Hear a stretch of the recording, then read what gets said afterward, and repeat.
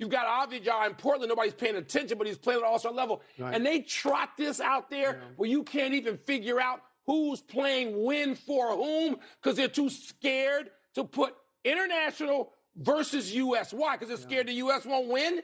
Is that it? So this is interesting to me. I don't have your passion for this, but my sense of this is that, to use one of your phrases, this is hocus pocus. It is. Because, first of all, how are you going to separate the two American teams? You're going to do it by age, like a young American team, an old American team. So you have been passionate about this USA versus the world for a long time. I was resistant to it for a variety of reasons. It felt artificial to me and maybe xenophobic to me. But now that I see that the majority of the great players right up near the top are born in foreign countries, and the United States would actually be the underdog, now I want to see it. But I don't want to see it for 12 minutes. No, I want to see it for whole 48 minutes. Yeah. And I don't care who's voted on the team. I believe that the commissioner's office could say, we're taking 10 Americans, 10 from foreign countries, just 10, and we're playing 48 hard minutes. And I don't know if the players would want to do it, but I don't think they do. Oh, so I think that's why I said they're scared of the players. I think there are enough players who say, wait a minute, we don't need to have our juices flowing competitively. And by the way, I understand that objection. It seems like the hockey players did want it. They do. They do it. And this, by the way, would be staged during the Winter Olympics, after a hockey game or before a hockey game. Yeah. Let's move to the new college football playoff rankings, please. Get me out of my angry mood. You're always in an angry mood. Not more than this. The top 5 remain unchanged. Big Ten teams, Ohio State and Indiana, are at 1 and 2. With SEC teams, Texas, A&M, Alabama, and Georgia going 3, 4, 5 in all. The SEC has 6 teams in the top 12. The Big Ten has 3. You love these weekly rankings, Tom. I do. Love the show. So do you have beef with this week's edition? Okay, so no, I don't. As you said, the top 5 are exactly the same. Here's what would have bothered me. It would have bothered me if they bumped Indiana down behind Texas A&M. Not because I think Indiana is better than Texas A&M, because I don't necessarily think that. Because I felt that the way Indiana came back against Penn State needed to be acknowledged. That drive at the end of the game and that fabulous catch, you shouldn't penalize them for that just because Penn State had fired a coach and lost 5 in a row. To me, that was, Penn State deserved attention on that game. So I was glad to see that. And the other things that happened in the top 10, I'm okay with Texas Tech going ahead of Ole Miss at number 6. Yeah. Texas Tech beat a team that was undefeated, ranked ahead of them in the top 10, and Ole Miss beat the Citadel. Now, we can't really take it seriously if you beat the Citadel, but to a larger point, they're both well inside the top 10, so they're aimed at the playoffs anyway. There was no news from yesterday's announcement of the CFP rankings, none whatsoever.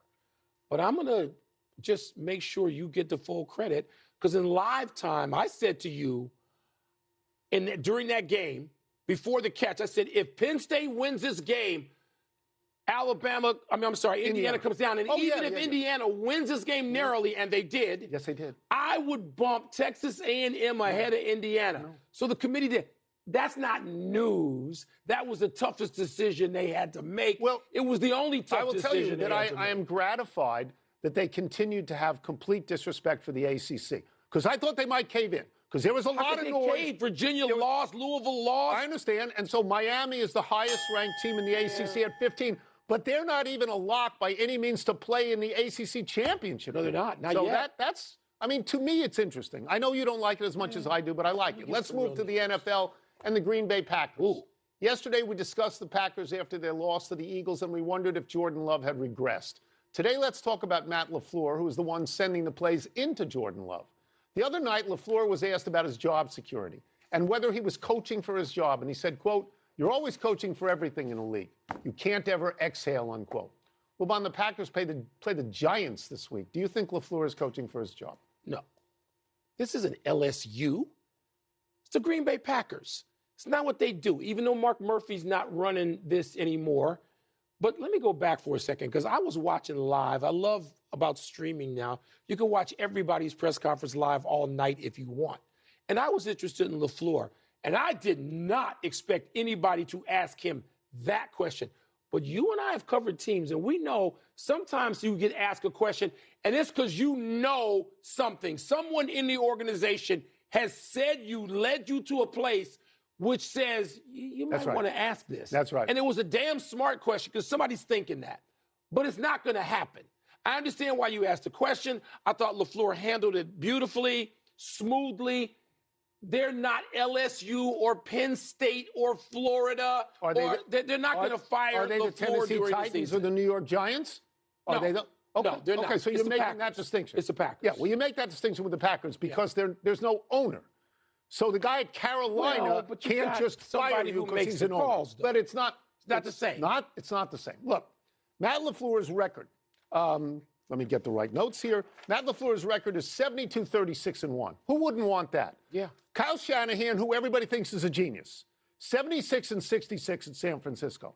Sean McVay, who everyone thinks is a genius, 87-54 at Los Angeles. All these three guys, as you remember, coached together in Washington, and amazingly, were not the head coach. Right. We're not the head coach. But LaFleur's record in the pros is actually better than McVay's and Shanahan's. Yeah. I understand this impulse, and here's why the impulse is there. When Green Bay, they beat Detroit in the first game of the season. Within 2 weeks, everybody in the world, including you, had Green Bay in the Super Bowl. Stupid. And they had Jordan Love as an MVP candidate. Yeah. Since then, they are 3-3-1, and they have no offense. So you look at the offense, you look at the play caller, and you look at the executor of the offensive quarterback, and you wonder, because it's not the defense, because the defense has only given up 39 points in 3 losses. You say fix it. You don't say get out. That's right. Nobody wants to work at something. And you know LaFleur is going to work at this. His reputation on the line, Fire the coach is an epidemic at the moment, and it's insane. God. It's insane. Let's take a break. Coming up, Sam Darnold has been great against the blitz. We're going to ask Steve Young what a quarterback needs to make that happen. We're also going to ask him whether Matthew Stafford not throwing a pick since week 3 is more reflective of luck or skill. I think it's the college football firings that have induced everyone into a frenzy to fire people. You're going to get somebody better than LaFleur? The only thing you can do is say, let somebody else call the plays for a couple of weeks and let's see if that works. But you don't fire a guy like that. Pardon the Interruption is presented by... Welcome back to Pardon the Interruption, presented by Bullet Frontier Whiskey, part of Happy Hour.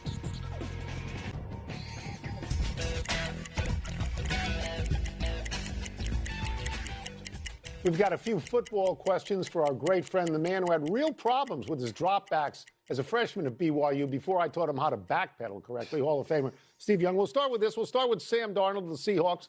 He has been the best quarterback in the league this season against the blitz. What are a quarterback's keys to succeeding against the blitz?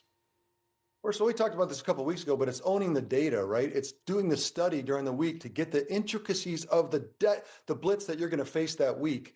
I remember I played with the great Darren Woodson of the Dallas Cowboys, and I studied them as much as I possibly could. And I got to a point where I could sense if Darren was looking at me, he wasn't blitzing. But if he was looking off into the stands or looking somewhere else, I knew he was coming. And so it's that kind of rigor to preparation for blitz is how you face the blitz. And then you need receivers like JSN that he's got that can get open, not 15 yards down the field, but now.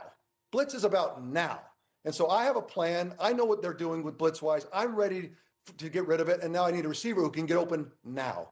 And then more than anything, everyone else needs to be at the top of their game, right? It's like we understand the blitz. We can pick it up. You're not going to get hit from the back of the head by somebody that we forgot about. So it's like football. It's everything. But the quarterback, number one, can take care of it by doing the study. I want to ask you about a hot quarterback right now. I mean, Darnold is going to face, Matthew Stafford, of course, who's thrown 20 touchdown passes since he's thrown a pick, last done in week 3. You've been on hot streaks in your life. Do you feel you just own the moment, or are there other elements? Do you ever feel there's good fortune or luck involved in that point? I wish luck could be a part of it. Look, when you're on the top of your game, and especially in football, because you need so much help, everyone has to be on the same page, like a metaphor. So in many ways, like to be at the top of your game, you have your receiver that's on the top of their game, and it's not bouncing off of their hands. There's linemen that are on top of their game, so they're not putting their hand up and blocking it, tipping up and intercepting. You get on a streak, everyone, including you, are now playing incredibly efficient football, because to deal with all the crazy mitigation in every play in football and still have success, have it not have anything go wrong or haywire, that's a miracle of preparation. That's not a miracle of luck. That's not like spinning the wheel red and blue in the roulette wheel and red and black and going, oh, well, hopefully nothing goes wrong. I mean, that's just not going to happen. You're not going to get a streak in luck. Never. We love it when you have said, and you've said it on more than one occasion, that the quarterback needs to take responsibility of so many things, putting it right on you guys' shoulders. But what do you do when a coach decides to take over the play calling like Dan Campbell? Like, I mean, so how do you reconcile all this, Steve? You know, as a player, players know when we draft players and they come in for the first mini camp, you go, who did you draft? We look at him, we're like, he can't play. You're like, why didn't you ask me? Players know. And like, but players can't advocate. You have to be super careful. You go to the general manager and you go, hey, look, the offensive coordinator, the play caller, I don't like him. You know, it's not going to work. You can't do that. You can't. I wish you could. I remember George Seifert, who became the head coach, but he was a defensive coordinator, a great defensive mind.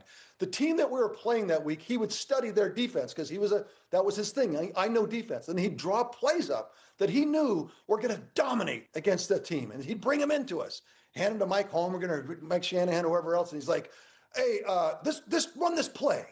It'll kill them. And then we'd look at the play and we're like, what? I don't know how to do that. And it's so funny that even people who are in the middle of it don't understand the intricacy of what you're doing offensively and how you call play. You can't just draw stuff up. It doesn't work. And I think that's people don't understand. Even George had to learn that. He'd be so mad. We'd go back out in practice and run his play, and we'd drop back, and he'd go, throw it now. And I'm like, where? You know, it's like, I don't know what you're talking about, bro. And so it's the offensive coordinator job and getting people that you like and, you know, that's part of the mitigating circumstances that quarterback have to own. Like I'm gonna have to be accountable for a crappy offensive coordinator. That's just a fact. So many people have to do that. We will get you out of here on this. Vikings quarterback J.J. McCarthy is practicing with a bandaged hand after hitting it on a helmet. That seems like an ever-present peril for a quarterback. Are there any tricks to avoid that type of injury? Yeah, pitch. You know, or like get golf, right? No, you're not going to break your hand on a helmet. But I had it happen in preseason. Hit a helmet. Next play, I didn't know what happened. And I grabbed the ball and I grabbed it, and it was like, oh my gosh, they gave me a flat football. It's flat. And then I ran to the sidelines because it was flat. And I was like, I gave the ref, I go, the ball's flat. And he goes, no, it's not. My thumb had broken in half. Ugh. And so the sensation of grabbing the ball made it feel flat. And so I was like, oh my gosh, it's my finger that's broken, not the ball that's deflated. But it happens, and there's nothing, I don't think there's anything you can do about it. But 28 days later, the opening day at Pittsburgh, and it was healed. So, and you look at old quarterbacks' hands, they're all beat up because of that. Like they've hit a lot of helmets, and I've broken, you break all kinds of stuff. So I should have played golf. I should have pitched, but No, you did great. You're in the Hall of Fame. What I could have been for the Dodgers. No, come on. You're in the Hall of Fame, and you got Super Bowl trophies. Thanks as always, Steve. Thank you. What I could have been. Let's take one last break. Still to come, the Giants go with Jameis Winston over Russell Wilson. And Bradley Beal goes out for the season? Doesn't it seem like we've had that? You've busted your hands up against helmets, haven't you? How tough is that? Not exactly. That's almost Ronnie Lott tough. Yeah. Well, if you go to the sidelines and your thumb is broken. Well, I mean, broken. Ronnie's was like gone. Split in half. It happens. Tough. In 2008. Then went on to Pittsburgh, Philadelphia, Houston, Tampa Bay, back to Atlanta, Baltimore, Detroit, and once more to Atlanta. His career record is 147 and 134. His career ERA is 4.13. He made 2 All-Star games and was on World Series champions in Houston and Atlanta. This past season, only Justin Verlander was an older, regular rotation starter, and by almost 9 months. Morton is, by the way, expected to retire. In those clips, he had some great curveballs, which leads me to talk about Uncle Charlie. Yeah. He exhausted his career, it seems to me. Yeah. Right? He squeezed every drop he could get out of it. He can't have any regrets. And good for him. Walks away with good numbers. Yeah. Good numbers. Happy anniversary, Kevin Love. On this day 15 years ago, the young Timberwolves forward put up 31 points and 31 rebounds in a comeback win over the Knicks. Love's 31-31 game is one of 156 30-30 games in NBA history, and Wilt Chamberlain had 124 of them. Love is now a veteran presence on the Utah Jazz after being traded there from Miami. At 37, Love is averaging just 13 minutes a game so far in his 18th season in the league. Love led the league in rebounds in 2011, the year he was voted most improved player. He's 5-time All-Star. Love was one and done at UCLA, playing alongside Russell Westbrook and making the Final Four. I made 2 predictions. These are things I'm hoping for, knowing Kevin Love a little bit. 1, I hope he gets traded to a team that matters around the deadline so he can be involved in the run to the playoffs and the playoffs.